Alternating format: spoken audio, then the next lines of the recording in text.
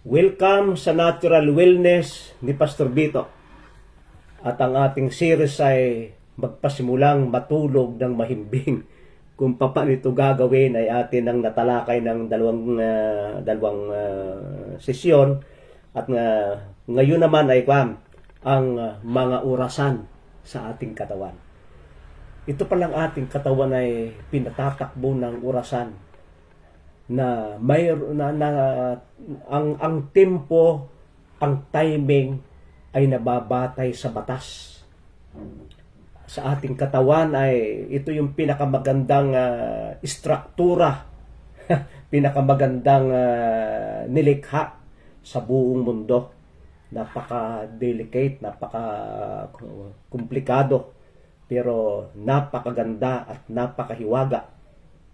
Ay pag tayo'y hindi natin inayon yung ating mga lahat ng ginagawa sa orasan ng ating katawan, ay nagkakaroon ng aberya. Pasensya na po kayo at medyo naputol kanina at hindi gumana ang laptop, masyadong mahina dito ang signal. Ay kaya cellphone na lamang itong ating ginamit. Now, bumalik tayo do sa ating ating paksa. Ang araw ay binubuo ng 12 hours na liwanag at 12 hours na dilim. Yung araw ay may kanyang role para tayo gumawa at marami yan. At yung gabi naman ay ginugugol sa pagpaprocess at sa pagre-repair at sa paglaban sa mga naging pinsala, sa mga kapangyarihan ng mga virus, ng mga sakit. Kahit na napakahalaga nito. Ang problema nito ay hindi dapat maabala yung proseso nung gabi, nung dilim. Kaya nga, lumikha ang Diyos ang liwanag, lumikha ng dilim, hindi pwedeng paghaluin natin yan. Huwag mo sasabihin na, yung gabi ay ginawa ko ng araw para mabuhay lamang tayo ng maganda. Abay, malaking pagkakamali yan. Hindi pwedeng gagawing araw yung gabi. Schedule ang panggabian niya yung ko. Ay siya, sabi ng matanda ay naghahangad ng kagitna isang salupang nawala. Yung iyong pinagtrabaho at kinita sa pagtatrabaho ng gabi ay kulang pa yun pag yun ay maningil na bandaro ng kaunti. Kulang pang pambayad sa doktor.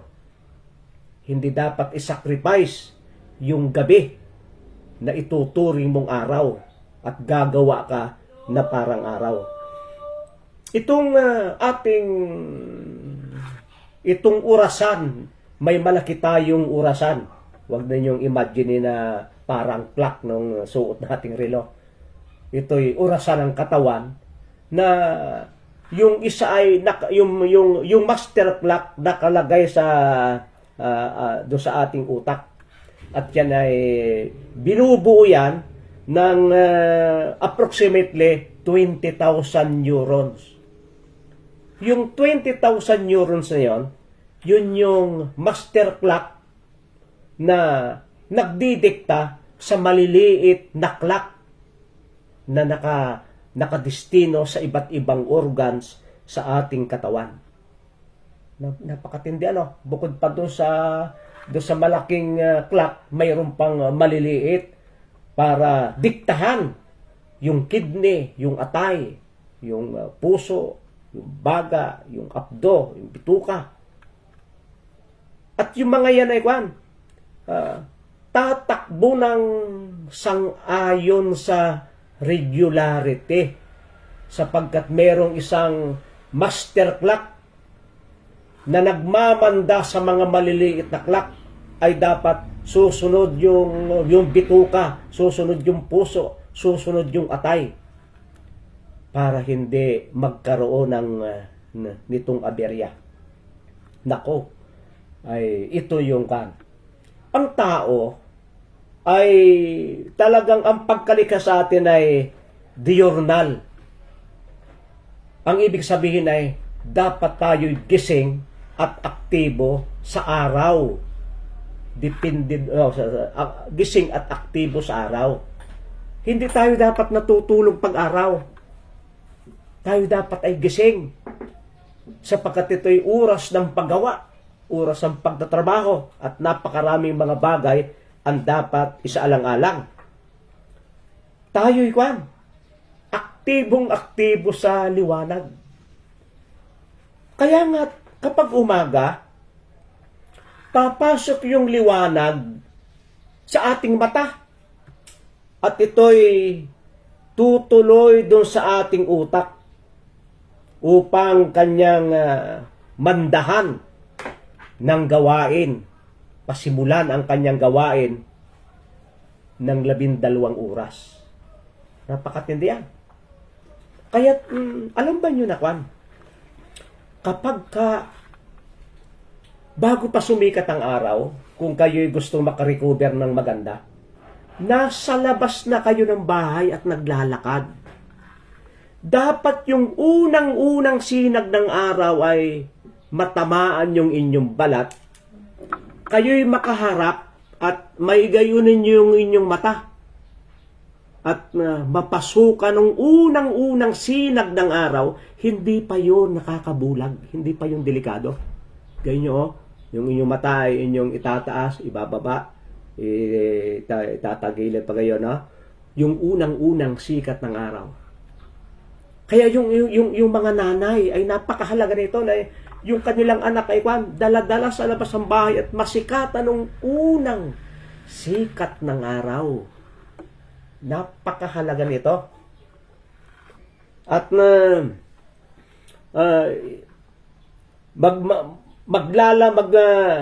magpo-produce yung ating katawan at pagka yun namang melatonin, unti-unti yung maganda yung magpo-produce yun ay peak na peak sa gabi. Pag-araw ay medyo mahina siya. Paglubog naman ng araw, magpipik naman yung melatonin para naman tayo ay antukin, para naman tayo ay makatulog. Kaya gagana naman ang orasan nung pagtulog. At yun ay hindi dapat masira at hindi dapat mahaluan ng liwanag yung dilim. Kaya nga sabi ko sa inyo kahapon ay pagka maghahapunan ay mga alas 5, alas 6, para kasi ang dapat tulog na tayo ay alas 8. Yung alas 7 ay dapat nakahiga na, o alas 7:30, at yung alas 8 ay tulog na. Yun ang dapat.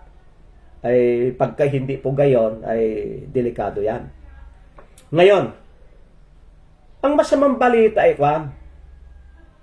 kapag yung dilim na yon ay nahaluan ng liwanag, madidiskaril yung ating pagtulog. Kaya dapat yung kwarto ay madilim. Lalo na yung sanggol. Dapat paglubog ng araw ay dumidilim na, yung sanggol ay nasa dilim na rin. Sapagkat kailangan ng sanggol ang maraming proseso sa kanyang katawan. Hanggang 3 years old.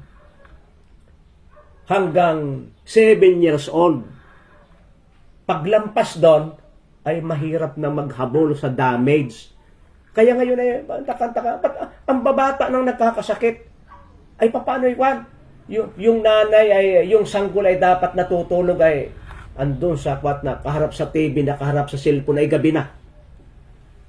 Ay bata pa ay nasisira na yung body clocks. Nasisira na. Kaya tayo ay gagawa, kikilos at mag-uugali ayon sa takbo at tadhana ng mga orasan sa ating katawan. At kung tayo tutulog, ay sang-ayon sa edad. Ito, kapag sanggol pa, ay 16 to 20 hours ang tulog ng sanggol. Aba, ay pag yung sanggol ay iyak ng iyak maghapon at kung hindi na makatulog, ay hindi ganong, naku, ay talagang sirang-sira ang buong buhay. Kaya, yung ina, ay dapat ay kapag ikay may anak, ay babantayan mo yung liwanag, ay yung ingay do sa labas na nakakagising sa labas ng kwarto. Ay, kuminsan ay ang nasusunod ay yung mga maiingay sa labas. Nasisira yung kalusugan ng mga bata. At kapag ang edad ay 1 to 4 years old, dapat ay 11 to 12 hours natutulog. Dapat mabantayan yan. Dapat magawa ng paraan. At ang teenager naman ay dapat matulog ng 9 to 10 hours, hindi 8 hours, 9 to 10. Kung maniwala kayo sa akin, ang dami ngayong teenager na nai-stroke. May nabasa kong article ay sa Europe ay nagsimula. Sa Amerika, nai-stroke ang mga teenager. Dahil mula pa sa pagkabata hanggang sa pagiging teenager, sira na yung tulog. At kapag adult, ay dapat matulog ng 7 to 9 hours. At ang matindi nito ito, yung peak na pinakamagandang oras na makikinabang ka sa pagtulog ay 8 to 2 o'clock. Alas 8 hanggang alas 2 ng madaling araw. Pagdating ng alas 2 ng madaling araw, yung tulog mo na 2 oras ay katumbas lamang ng 1 oras nung tulog nung 8 to 2. Pinaka-importante yung alas 8 hanggang alas 2 ng madaling araw. Napaka-importante niyan. Ay ngayon ay ang sabi ng iba ay babawiin na lang niya. Bawiin mo na lamang bukas. Matulog ka na lang bukas. Bawiin mo. At ikay napuyat ngayon ay bawiin mo bukas. Hindi na po pwede yan. Yung nasirang tulog at nawalang tulog ngayong gabi ay hindi na yun marirecover bukas. Yun ay damage na. Kaya sa pagka mga 20 taon pa, 10 taon pa, pagdudusahan mo na yung mga nasira. Doon mo makikita anong laking pinsala pala no. Nakala ko yung gayong-gayon lamang yon. Hindi na yon marirecover. Yun ay naglaho na magpakailanman. At itong habitual, talagang naging ugali na. Sapagkat 21 times mong ginawa ay magiging habit. At pag ito'y habit na, anong hirap ng itigil? Anong hirap ng alisin? 29 na gabing-gabi, 21 times gabing-gabi ka na matulog, ayun po ay magiging habit at malaking pinsala na. At saka yung ang tulugan ay kung ano-ano na lang, basta ka na lang makahiga. Yun po ay hindi magandang practice. Dapat sa ating bahay, ang ginagastusan ay yung tulugan, hindi yung gadget na sa sala ay may malaking television, ang screen ay luang na luang, ang gaganda ng mga kasangkapan do sa mga upuan, ang mamahalin, yung mga nako, hindi yon. Yung kwarto ang ating pagandahin. Sapagkat yung susunod na dilim, yung dilim, ay doon natin dapat gugugulin. Na dapat yun ay medyo malamig, may ventilation, sapagkat dapat yung room ay mapasok ng araw. Yung pagkagawa ng building ay sasabihin nyo doon sa engineer, na engineer, gusto ko po ay pag umaga ay napapasok ng sikat ang araw yan. Sapagkat maraming mga virus, mga molds, at kung ano-ano na dapat mapatay ng sikat ng araw. At pagkagabi naman ay dapat nakakapasok yung simoy ng hangin sapagkat paglubog ng araw, ang hangin ay gamot na. Kaya ang pinagaganda natin ay yung tulugan, yung room. na doon tayo bibili ng magagandang klaseng kutson, magagandang klaseng unan, magandang klaseng bed. Yun ang ating gagastusan. Yung una na, baka sobrang kapal, baka sobrang, baka yung mga kumot ay makate, ay ang punta ng unan ay dapat papalitan araw-araw. Lalo na kung may sakit, sapagkat ang mga tao naglalawayan sa gabi.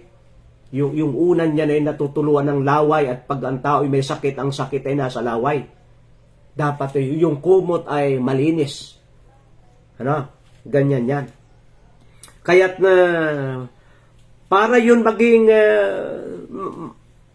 pagtulog may walang abala, at baka yung iba'y maingay, ay maglalagay ka ng earphone sa tainga para yung ingay ng iba ay hindi mo marinig. Lalo na sa may sakit, yan ay makakatulog ng kaunti, ay may nag-ingay, ay nagising, ay hindi na uli makatulog. Naku, para mong pinatay. Para mong sinakal. Napakasamang sistema nung gayon. O di kaya ay mayroong liwanag, hindi mo makwan, ay maglagay ka ng itatabon to sa mata, o di kaya mask na black para hindi mo makita yung liwanag, sapagkat yung ating katawan na dapat napapahinga sa gabi ay tumutugon sa liwanag. Lalo na sa artificial na liwanag. Dahil po, ay sabi nung iba yan naman na niya napuyat kagabi, ay 4 na oras naman na niyang natulog kaninang pahapon. Ngayon na niya itulog pa.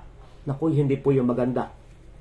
Ang healthy na pagtulog, yung sa araw ay 20 to 30 minutes lang. Lampas doon ay hindi na maganda sa katawan ayon sa mga nabasa ko. Lampas doon. Kaya yung nasa opisina ka, sa halip na mag-cellphone, ay matulog ka na kahit nakaupo doon ng 20 to 30 minutes. Ayos na yon. At yun ay, sabi ko sa inyo, hindi na ninyo marirecover yung nawalang pagtulog. Kahit matulog kayo sa araw, nawala na yun magpakailanman. Yun ang napakatindi doon. At kung pagbabasihan nyo itong kasaysayan, ay ang mga tao talaga gumigising pag lumiwanag na, at nasa labas ng bahay pag may araw na.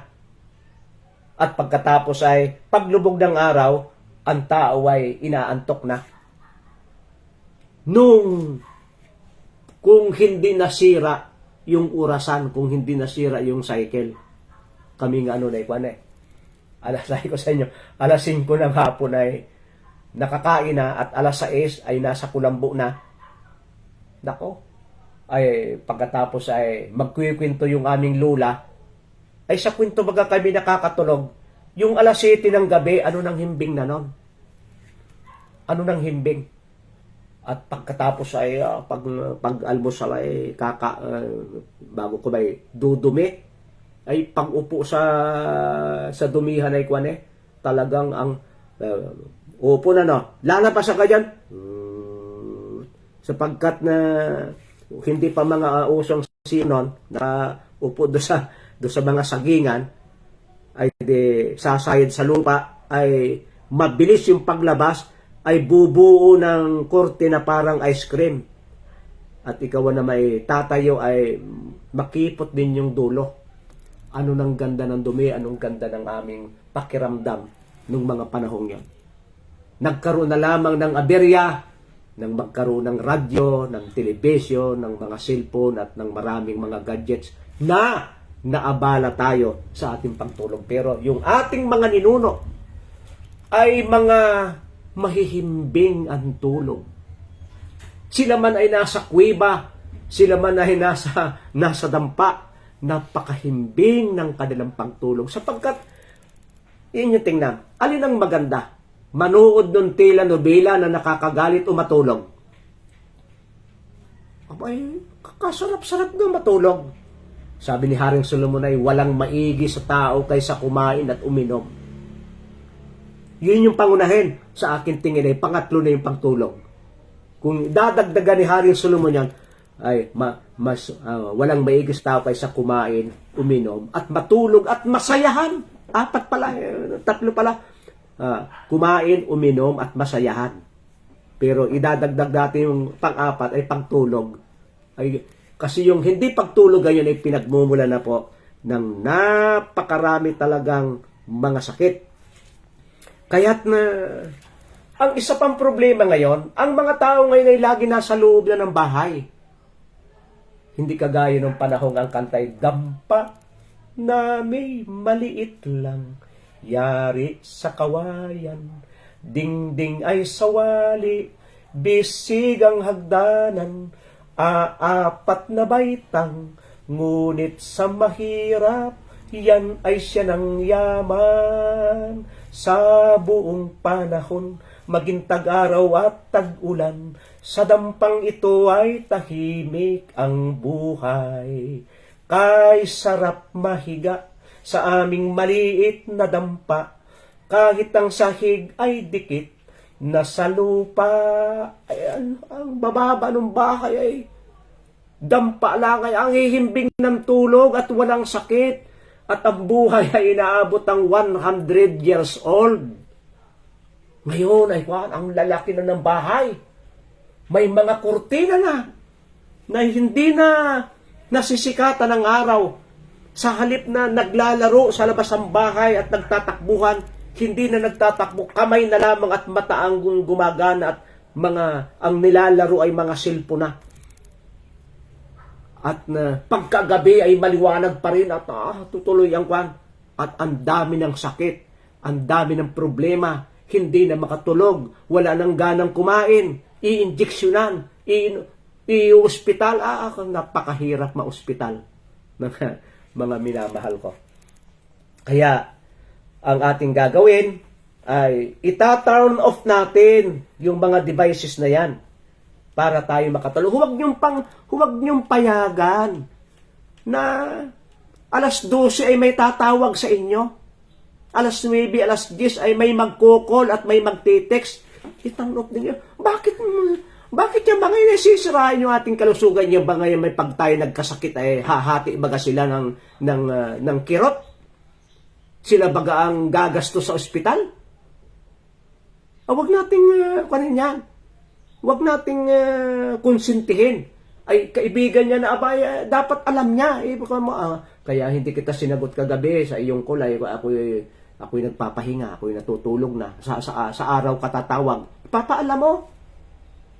Dahil ikaw ang mananagot sa katawan mo. Sabi ng Panginoon ay, kung gibain ang sino man ang templong ito, siya igigiba ng Diyos. Sapagat ang templong ito ay banal at ang templong ito ay kayo. Alam kaya? At ang isa nating gagawin ay kwan.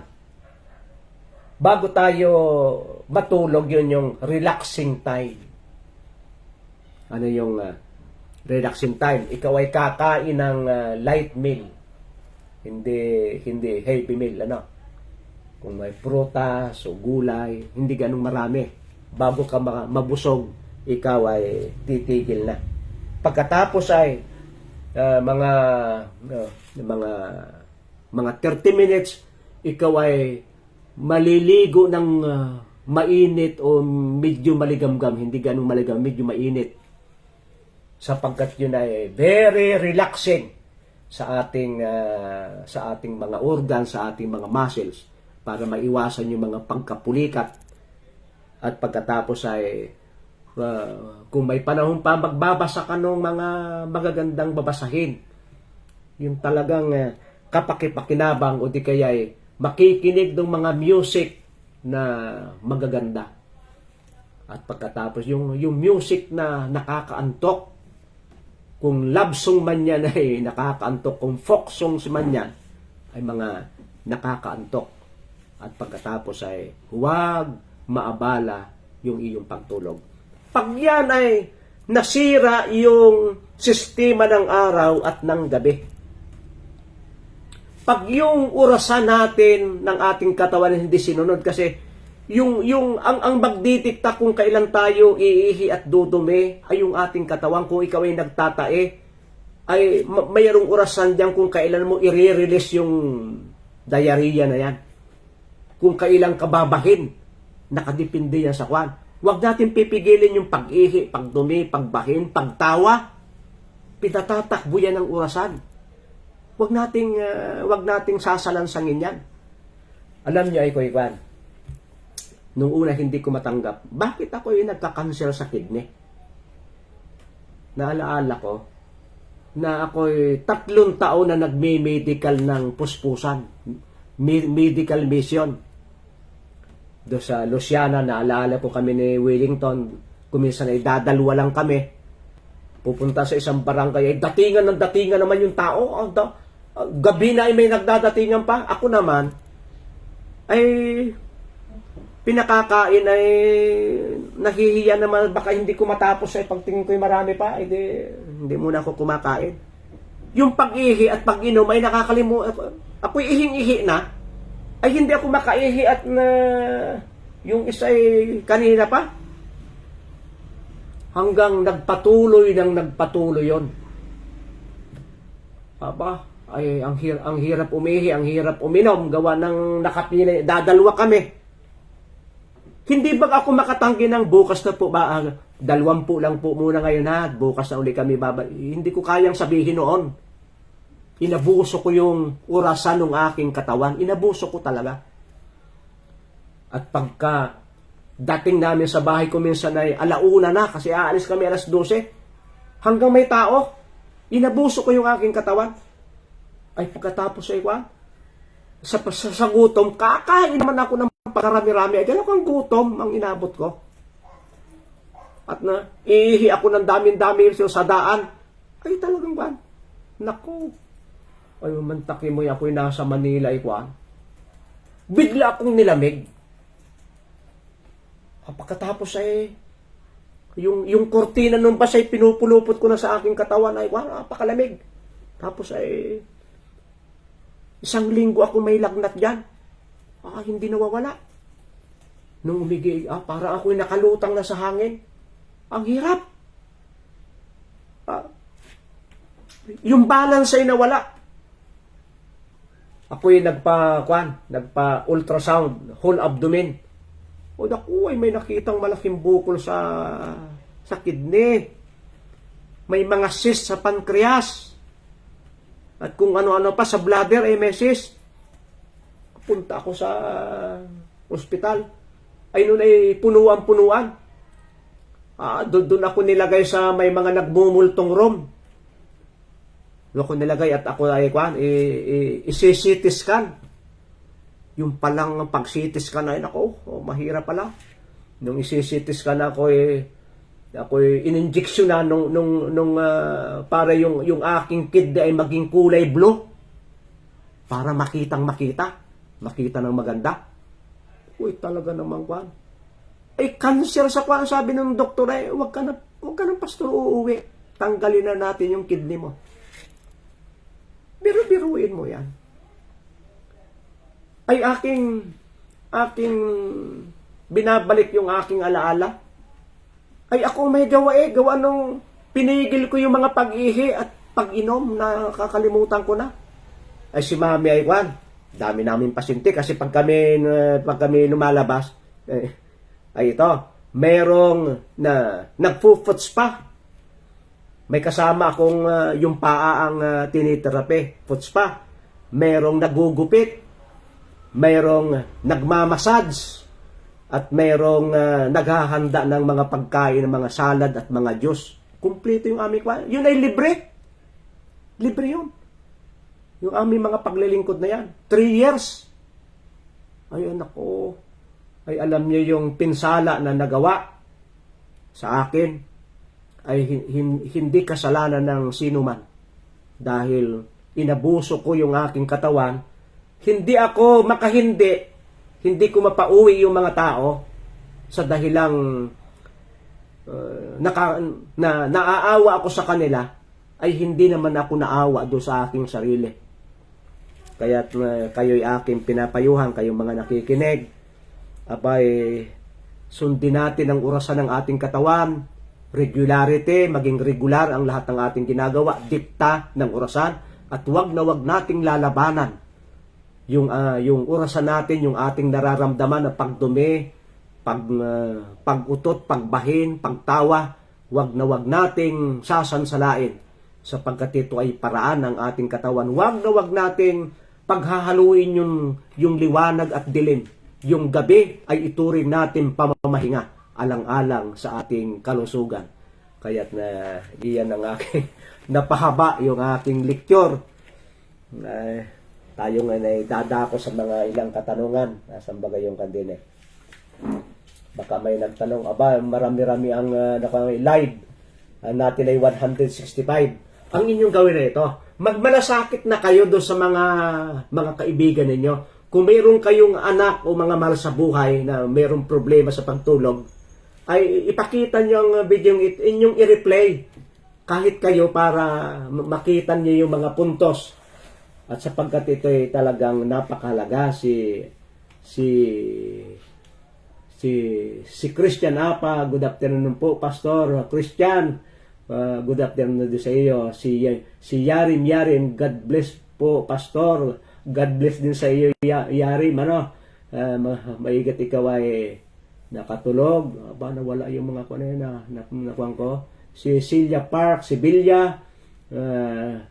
Kumusta ka, sis? Naku, wala na. Ako hindi na marunong din eh. Aristotle John Mark, ngayon po, ano po ang gamot? Si Angie Flores, Angie, kumusta ka? Ikaw pala ay nanonood dyan. Ricardo Navarro ay nanonood. Kumusta, Rick? Sining Barbia T ay nanonood din. Salamat sa iyo. Si Lady Hugo Dilla Guillermo ay nanonood din. Ay marami kayo, ano?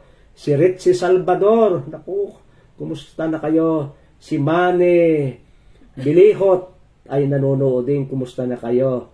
Si Fritzy Mapula, nanonood din. At si Fritzy Mapula Berinya. Si Jegs Golden ay nanonood. Madami kayo. Si Ronel Alvarez ay nanonood. Alam niyo yung inyong mga apelyido, kalimitan na Espanyol at na galing sa Malaysia at na Indonesia. Si Ronel Alvarez, si Nora Enciso Siso ay nanonood din. Si Corazon Balikas ay nanonood din. Rodolfo Nosite ay nanonood din. Si Rino Quijano ay nanonood din. Celia Park Sevilla ay nanonood din. Dondon Bantilan Aplika ay nanonood. Si Bebe Loso Maglukab, gagaling ka walang gamot. Ako yan ang sakit ko, gumaling ng walang gamot. Alam ba yung pagtulog ay gamot, kasi pag tayo natutulog ay nagre-repair ang ating katawan at tinatanggal. Yung pagtulog ay lumalaban sa mga virus yan, sa infeksyon. Ay akala niyo yung mahimbing na pagtulog ay mismong yan ay gamot. Si Emilia ay ako dadako na doon sa mga tanong, ha. Pasensya na kung hindi ko mabasa. Thank you, Pastor, sa kaalaman na na-share. God bless po. Pastor, ano pong gamot sa vertigo? Nahihilo po ako. Alam nyo, kuminsan ang gamot dyan ay fasting para malinis yung ating pituka. At kuminsan ang gamot ay sikat ng araw. Pag nasikatan tayo ng araw ay talagang nagkakaroon ng maraming kwan. At kuminsan naman ay itong pagtulog ng maganda, pag-inom ng tubig, maligamgam, 2 baso sa madaling araw ay nakakatanggal ng vertigo yan. Pero kumain ka ng mga raw para luminis ang iyong sistema at matanggal yung vertigo. Pastor, itong turmeric tayo maganda sa inflammatory, Pastor, kumusta? Nakikinig po kami, sabi ni Juan Marcos Balsomo. Ginilene Bolgame, Pastor, new viewer po from Silang Cavite. Ginilene, salamat at ikaw ay nakinig. Pakishare ninyo, gandang hapon po, Pastor. Panggabi duty ko, security, pag uwi ko 3 hours lang tulog ko, nagising, ang hirap na makatulog. Ay talagang sana'y hanapan mo ng paraan na ikaw ay makatulog ng tama, sapagkat bukod sa biro, sisingiling ka niyan. Mayroon kaming napuntahan doktor doon sa nakapila ang mga tao. Ang daming pasyente. Ay parang 10 minuto lamang kami. Pagtingin ng doktor ay umaakyat ka pa lamang, nasa taas siya ay alam na niya yung sakit mo at magre-resita na siya at kaunti lang. Napakaraming mga tao, napakaraming may sakit. Yung iba ay galing sa hanap buhay. Yung ating sakit ay galing sa paghahanap buhay. Si Oel Asalan Abiliodre, good afternoon po, Pastor. Dilma Gonzaga, si Lucky Champion Rubio, Herman Comilla, Cynthia Roque, ito si Juan, Hermie Crystal, saan na yan? Nawala na. Okay. Pasensya na kayo, hindi ako ganong marunong ano pong gamot? Berteo na, nakuha ko na, laging masakit ang binti ko gabi-gabi. Nasalinan ako ng dugo 2 weeks ago. May gastritis ako, hindi makakain. Talagang yung ating dugo ay mayroon pa daw siyang diabetes. Ang dami ng ating tungkol sa dyan. Manuod ka doon sa ating mga video dyan at yan naman ay magaganda lahat para pero dapat mo kung pangit ang dugo mo, yung mga green juice, mga katas ng halaman na sariwa, makakain ka niya, spirulina, malunggay, timano capsule, maganda yan, yung tawag dito, yung green barley, napakaganda sa iyo yan, at saka yung sambong tea, maganda, bignay, napakaganda niya sa iyo. Hello po, Pastor, palagi ako nanonood sa inyo po. Sabi ni GR Gapos, si Ace Hamandra, at si Marilo Sullivan, si Bebeng Kapile, si Joel Cinco, si Jana Joyce, si Divina Masinyas, si Gabi Norma, si Merka Panagiton, si Ace Hamandra, Gracias Javier. At sabi nito, mabisang gamot. Sabi ni Constantino Prominto, ano po ang mabisang gamot sa rheuma? Hirap na po. Alam nyo, ang pag-uusapan ay itong rheuma ay yan ay problema ng panunaw. Kung ano-ano ang ating nakain, kung ano-ano ang ating nainom. At ang pinakamaganda dyan ay talagang baguhin mo agad yung iyong pagkain, yung iyong pag-inom ng tubig ay ayusin mo, sapagkat anumang itapal natin dyan, pagka yan ay hindi naayos ay walang kwenta. Pero maganda na yung dahon ng kawayan, maglalaga ka, yung horsetail ay maglalaga ka niyan, at yung ating bituka ay maging malinis. Yun ang maging maganda niyan. At panuorin mo, ang dami kong video yan tungkol sa mga rayuma na makikita mo sa ating mga video. Maganda sa iyo yung bignay, maganda sa iyo yung sambong, yung bayag-usa, nakakatulong sa iyo yan. Hanggang sa South Cotabato, si Venus Mutya, Ana Umosura, Manggagawa Bukid. Gandang hapon, Pastor. Tanong ko lang po, anong pwedeng herbal sa laging paos? Dami ng gamot na puro check up. Pag ikaw ay laging paos, lagi kang magmumumog ng asin, o di kaya pag walang asin ay baking soda. Yung fountain baking soda, ilalagay mo sa tubig na maligamgam at iyong imububog. Palagi yung kuminsan ay asin, tapos ay heating compress, yung yung katas nung halimbawa ay pipino o sayote o sambong o bayabas, kung ano man, yun ay yung itutubog mo yung maliit na face towel na kasyang pumalibot sa liig, at pagkatapos ay tatapalan mo ng damit na tuyo para umiinit yon, at habang yun ay umiinit ay ikaw ay umiigi. Yung charcoal pultes, yung patatas at yung uling na powder, pagsasamahin mo at siya mong itatapal yan. At titingin ka sa mga maaasim, kakain ka ng mga, kung hindi mo makain, kahit ikaw ay tumingin para ikaw ay maglaway. At yung laway mo ay wag mong itatapon, wag mong idudura, sapagkat yun yung magiging gamot sa iyong lalamunan. Yun ay ilan lamang yung iba ay di kung sabi dito, Pastor, 5 months akong may porosmia. Hindi ko po alam yan. Mabuting gawin para bumalik agad ang bumalik ang pangamoy. Nako, hindi ko gaano kanyang kapatid hayaan mo at pag-aaralan ko yan. Hello po na si JR Corpus. Panood na niyo ang ating video sa Pansit-Pansitan. Ano po ang magagamot ng pastor? Abay, napakarami. Alam ba niyo, kung ang malunggay ay 300 sakit ang ginagamot, ay ang Pansit-Pansitan ay gayon. Ano man ang iyong nararamdaman ngayon, sa akin tingin ay dapat kang uminom ng Pansit-Pansitan. Pero ang kanyang specialty ay itong kidney, uric acid, hanggang atay, hanggang sa nasisira ang bait, ay gamot yung Pansit-Pansitan. Yung mga kulang sa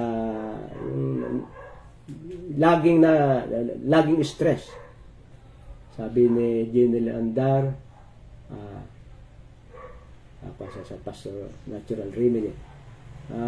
Si Lucky Cham Juan Rubio, salamat po, from Milan, Italy. Talaga may nanonood sa atin sa Italy. Kumusta kayo dyan? Sana makahanap ako dito ng barley po. Makakabili ka online.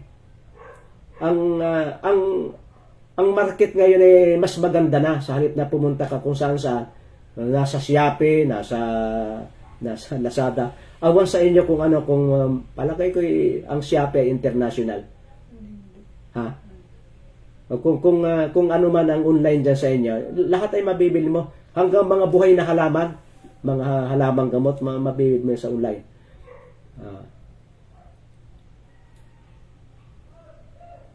Ilagay okay. Pastoran si Gabani Norma, gamot sa manhid ng mga daliri. Naku, baka mandini ko yung mataas ang blood sugar. Pagka ganyan ay huwag mong basta-bastahin, sapagkat ang mga sakit sa ating loob ng katawan ay nararamdaman sa kamay at sa paa. Kaya't na ikaw ay pa-blood chem para makuan mo kung anong nangyayari diyan. Pero kung sakali ay kulang lamang sa mga silicone, ay maganda yan yung tea ng tawag dito, kawayan, at di kaya yung horsetail.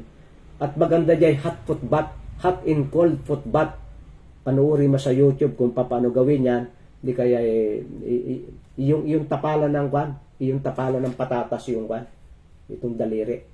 Di kaya hand bath, isang palangganita na may mainit na tubig, isa may ice, ilulubog mo ng 3 minutes, lipat sa malamig 1 minute 6 times. Ganyan ang para maayos yung, baka makatulong sa ganyan lang paraan. Pero ang payo ko sa iyo ay magpakuwang ka, magpa-blood chem. Hello po, Pastor Nele Gobianin po, Davao City. Pastor, kumusta ka po? Matagal na akong sumubaybay sa iyo, mga video mo, at ginagawa ko ang naturopathy. Nature pati practitioner din pala kayo. Marami pong salamat at tayo pala yung marami-rami na. Synthetic medicine, may mga herbal po kayo na wala pa ako. Like bayag usa, bignay at iba pa. Mag-order po ako sa mga pantanin. Yung pong pantanin may parang ako po'y wala. Nung bayag usa, ako'y nagde-develop parang, pero yung bignay, makaka-order kayo yun sa Shopee na mga bignay na ako na itatanim na lamang niya. Na psoriasis, pabalik-balik. Alam niyo ay mayroon akong sasabihin tungkol diya sa psoriasis. Ang psoriasis ay may kinalaman sa damdamin. Pag tayo nagiging laging matampuhin, magagalitin, nasisira yung ating sistema at yung mga toxin na yan ay tinatapon sa balat. Hanggang dumating ang panahon na tayo ay nakakasakit na sa balat, nakaka-eksema at nakaka-psoriasis. Ay pagkaganyan na ang ating gagawin ay lilinisin natin yung ating bituka. Mag-detox. At wag kayong kakain ng isda na hindi nahugasang maigi na may dugo pa. Wag kayong kakain nung karne na pagtingin sa palengke ay mapula dahil hindi kusir yung pagpatay ay may naiwang pandugo. Dapat ay maputla yung karneng baka, hindi mapula. Dahil yung dugo kahit kaunti ay nagpapalala ng psoriasis at eczema. Ako mayroong ginamot, ito para ikwento nyo sa iba. Isang matanda na 25 years na may eczema. Naku, ang kapal na ng balat. Buong katawan. Ay, sabi ko ito po yung last na at medyo maabala yung iba. Sabi ko sis, inayos ko yung bituka, yung pagkain. Aba, ay unti-unting ko na. Yung do sa mukha ay kakaunti na. Hanggang likod ay kakaunti na. Sabi ko, makinis ka na. Ang isa pa, ang igagamot dyan ay laway, saka yung damdamin ninyo ay gagawin nyong masaya. Magpapatawad kayo ng mga nagkasala sa inyo at hihingi kayo ng tawad sa pinagkasala sa inyo. Yung mayroon kayong budhi na malinis. Aba, ay say ko ikay iigi na. Ay, magpipista. Sabi pastor, ay ako po ang tagal lang hindi nakakatikim ng dugo ng karabaw na binabalot sa dahon ng saging, binabalisuso na parang suman, at may luya, may salay, at yung sabaw ay masarap, pati yung dugo ay masarap na rin. Ay ako po kasi hindi ko pinapakain ng karne at isda, puro gulay lang. Ako pasto ay kakain po muna ng dugo. Sabi ko, sis, pag kumain ka ng dugo ay sayang yung ating pinasimulan. Babalik uli yan. Minsan lamang po naman, pastor. Sabi ko, hindi kita mapipilit at yan na may katawan mo, pero kung sa akin lang, huwag ka nang kumain ng gayon. Di pista ay nagpasawa. Ako, pagbalik ko nung ika-4 na araw ay uli. Namumula uli buong katawan. Sabi ko, sis, sabi ko naman sa iyo huwag ka nang kakain yan. Kita mo, ang tagal uli niya bago ka makarecover. Ay ako man din ay hindi nababalik sa iyo sapagkat nagawa ko na sa iyo yung aking bahagi. Tandaan mo na lamang kung ano yung ginawa ko sa iyo at yun ang sundin mo. Ay hindi na ako lalampas diyan sapagkat walang magagawa kung hindi ka susunod. Kaya yun po ang huling kwento ko. Maraming salamat sa inyong pakikinig at shout out kay Ruwalin Tabulog. Siya ay viewer at costume sa Shopee. Customer pala. Customer sa Shopee. Bumibili pala ito ng aming product si kay Ronalyn Tabulog. Maraming salamat sa inyo. Pagpalain ka ng Panginoon. Kaya't kayo, pagpalain kayo ng Panginoon, pagalingin ang inyong lahat ng sakit at karamdaman at magpasimula tayong matulog ng mahimbing. Salamat po.